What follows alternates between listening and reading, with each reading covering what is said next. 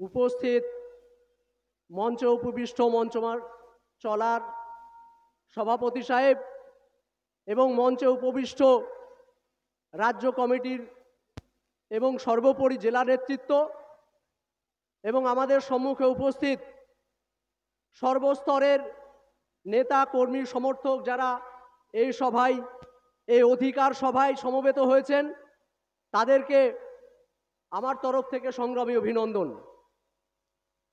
আজ তারিখটা আপনাদেরকে একটু মনে করাই। আজকে কত তারিখ? জোরে বলবেন, আজকে কত তারিখ? আর একটা 21 হয়তো পশ্চিমবঙ্গে 21শে জুলাই। সেদিন যখন রাস্তা দিয়ে মানুষ বার হয় তখন রাস্তায় আমরা আওয়াজ শুনতে পাই, চোর চোর চোর। আজকে যখন দাঁড়িয়ে আপনারা বাড়ি থেকে বার হয়ে কলকাতা শহীদ মিনারের উদ্দেশ্যে আসছিলেন, দায়িত্ব নিয়ে বলতে পারি একজনকে ওই শব্দটা শুনতে হয়নি যে এটা চোরেদের সমাবেশ, এটা নওশাদ সিদ্দিকীর আদর্শের সমাবেশ। কাল ছিলাম জেপিসির মিটিংয়ে, জয়েন্ট পার্লামেন্টারি কমিটির মিটিংয়ে। আমাদের রাজ্যের একজন এমপি সাহেব ছিলেন, যার বডি ল্যাঙ্গুয়েজ আপনারা আগেও দেখেছেন, অধ্যত্বপূর্ণ একজন আইনজীবী।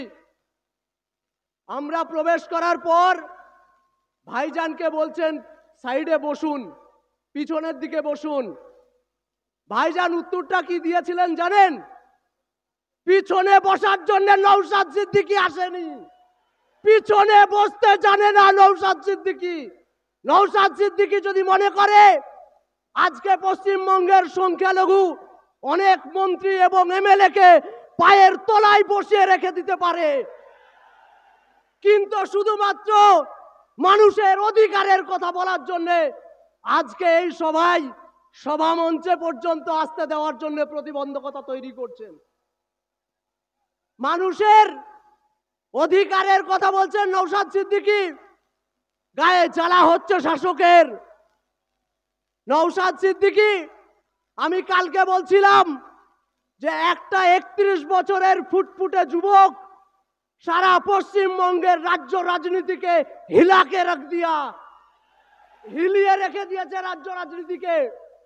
প্রতি মুহূর্তে যেই মানুষটাকে ব্লক করার চেষ্টা চলছে, সব সময় আমাদেরকে আটকে রাখার চেষ্টা চলছে, কোন রকম ভাবে যেন আমরা সভা না করতে পারি। অক্লান্ত পরিশ্রম করে এই সভাকে কালকে রাত্রি 12টা পর্যন্ত এই সভা মঞ্চে নওশাদ সিদ্দিকী ছিলেন, কিন্তু আজকে আপনার মঞ্চে ভাইজানকে দেখতে পাচ্ছেন না। আমি মনে করি ভাইজান আমাদের মনে আছে, ভাইজান আমাদের হৃদয়ে বাস করে। এখানে প্রতিটা মানুষ এক একটা নওশাদ সিদ্দিকী। কালকে বাংলার প্রান্তরে প্রান্তরে নওশাদ সিদ্দিকীর আদর্শ প্রচার করার জন্য, নওশাদ সিদ্দিকীর রাজনৈতিক দৃষ্টিভঙ্গি প্রচার করার জন্য আমরা ছড়িয়ে পড়ব বাংলায়। এই সভা থেকে আমরা শপথ নিতে চাই, ভবিষ্যতে পশ্চিমবঙ্গের রাজনীতির যে দিশা দেখিয়েছেন নওশাদ সিদ্দিকী, তা প্রতিটা মানুষ আমরা আমাদের পাড়া স্তর থেকে শুরু করে, বুথ স্তর থেকে শুরু করে অঞ্চল, ব্লক স্তর, বিধানসভা স্তর এবং সর্বোপরি লোকসভা স্তর, জেলা স্তর পর্যন্ত পৌঁছে দেওয়ার দায়িত্ব আমাদের। যে মানুষটা চাইলেই রাজনীতির আঙিনায় না এসে শুধু পারিবারিক সম্মানকে যদি কাজে লাগিয়ে আমরা প্রকৃত অর্থে যেটা বলি টাটে বসে থাকা, সেই টাটে বসে থাকতেন, তাহলে কিন্তু আজ এত গাত্র জ্বালা হতো না। কিন্তু আজ যখন তিনি বলছেন সংখ্যালঘু ওবিসি সার্টিফিকেট কেন বাতিল হলো, গায়ে জ্বালা হচ্ছে শাসকের। কারণ শাসক তো চাকরি দিতে চায় না, শাসক বসিয়ে রাখতে চায় ধর্মতলার মোড়ে। আমি নিচে আজকে দাঁড়িয়ে এখান থেকে বলছি 200 মিটার দূরত্বে আমি বসে থেকেছি 500 দিন। কতদিন বললাম? 500 দিন। তাই আপনারাও আজকে শপথ নিয়ে যান প্রকৃত মানুষের অধিকার বজায় করতে, অধিকার আদায় করতে যদি 500 দিন জেল খাটতে হয় মাহিউদ্দিন মাহি খাটবে। আপনারা আছেন তো আমাদের সঙ্গে, আছেন তো নওশাদ সিদ্দিকীর আদর্শের সঙ্গে। আজও পর্যন্ত দায়িত্ব নিয়ে কোথাও বলতে পারবেন? আজকে সুকান্ত মজুমদারকে দেখুন, সুকান্ত মজুমদার বলছেন বাড়ি বাড়ি অস্ত্র রাখুন। আজ পর্যন্ত নওশাদ সিদ্দিকীর মুখ থেকে এরকম শব্দ পেয়েছেন? কেউ দায়িত্ব নিয়ে বলতে পারবেন? মিডিয়া বন্ধুদেরকে চ্যালেঞ্জ করে বলছি, একটা বক্তব্য যদি নওশাদ সিদ্দিকী শোনাতে পারেন, নওশাদ সিদ্দিকীর দায়িত্ব নিয়ে বলেছেন পলিটিক্স ছেড়ে দেবো। আবেগের সঙ্গে কথাগুলো বলতে বাধ্য হচ্ছি। সেই মানুষটাকে পর্যন্ত প্রতি মুহূর্তে ব্লক করে রাখার, কিন্তু না, নওশাদ সিদ্দিকী আমাদের রক্তে, নওশাদ সিদ্দিকী আমাদের। আপনারা চাইলেও নওশাদ সিদ্দিকীকে ব্লক করতে পারবেন না, পারবেন না রাখতে। নওশাদ সিদ্দিকী যেমন বিধানসভায় দাঁড়িয়ে ওবিসি সার্টিফিকেট সলিউশনের কথা বলছেন, যেখানে রাজ্য সরকার শুধুমাত্র ওবিসি সার্টিফিকেটের বলে কিছু মানুষ, মুসলিম, আদিবাসী, এসসি এসটি ভাই বোনেরা চাকরি পেত। আজকে SC ST fake certificate issue করা হচ্ছে। আপনারা জানেন 2024 সালে 22শে ফেব্রুয়ারি ওবিসি সার্টিফিকেট ক্যান্সেল করে দেয়। আজকে 450 পশ্চিমবঙ্গে ওবিসি সার্টিফিকেটের এনসিএল সার্টিফিকেট না পাওয়ার কারণে আমার ডাক্তার ভাই বোন বন্ধুরা আজ ডাক্তারি পড়ার সুযোগ পেল না।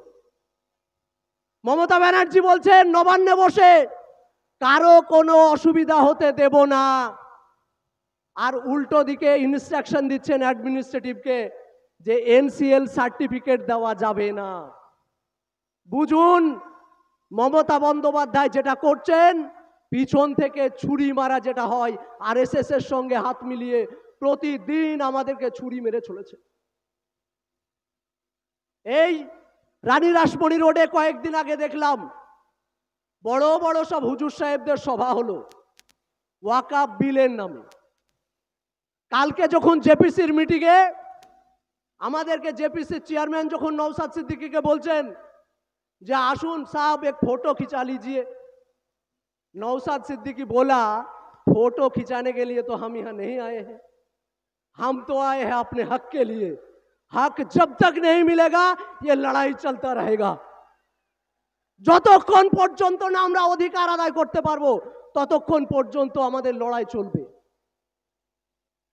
রানী রাসমণি দাঁড়িয়ে হুজুর সাহেবরা প্রোগ্রাম করলেন, অনেকে অনেক কিছু পদও পেয়ে গেলেন। শামসুল স্যার বলছিলেন সব কটা ধান্দাবাজ ওবিসি সার্টিফিকেট ওয়াকাফ ইস্যু করে মূলত বসিরহাটের টিকিটটা কনফার্ম করতে চাইছেন। সব দেখবেন ওই টাইপের হুজুর। আমি তাদের নাম করে পর্যন্ত বলতে পারি যে এই ওবিসি সার্টিফিকেট এবং দুদিন যাবৎ বিধানসভাতে যে আলোচনা সভা ছিল ওয়াকফ নিয়ে একটা শব্দ পর্যন্ত উচ্চারণ করেননি সেই মানুষগুলো। কোথায় ছিল সিদ্দিকুল্লাহ চৌধুরী সাহেব? আপনাকে বলছি, কোথায় ছিলেন আপনারা যখন ওয়াকফ নিয়ে ডিসকাশন হচ্ছিল? শুভেন্দু অধিকারীরা বড় বড় গলা বাজাচ্ছিলেন, কেন ওয়াকফ রেজিস্ট্রেশন হলে ক্ষতি কোথায়? তখন একা দাঁড়িয়ে নওশাদ সিদ্দিকী বক্তব্য রেখে ওপোজ করলেন, আপনারা হাততালি পর্যন্ত দিতে পারলেন না। লজ্জা এটা আপনাদের জন্য, লজ্জা সিদ্দিকুল্লাহ চৌধুরী সাহেবদের জন্য, লজ্জা হুমায়ুন সাহেবদের জন্য, লজ্জা 40টা এমএলএর জন্য।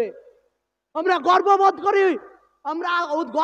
করি নওশাদ সিদ্দিকীর জন্য, যে প্রতিদিন দাঁড়িয়ে নিচতলার মানুষ থেকে শুরু করে যারা খেটে খাওয়া, যারা বঞ্চিত, যারা চাকরি পায়নি, যারা ডিএ পায়নি, আদিবাসীদের জল জমি জঙ্গলের অধিকার, প্রতিটা সেক্টরের মানুষের অধিকার নিয়ে লড়াই করে যাচ্ছেন।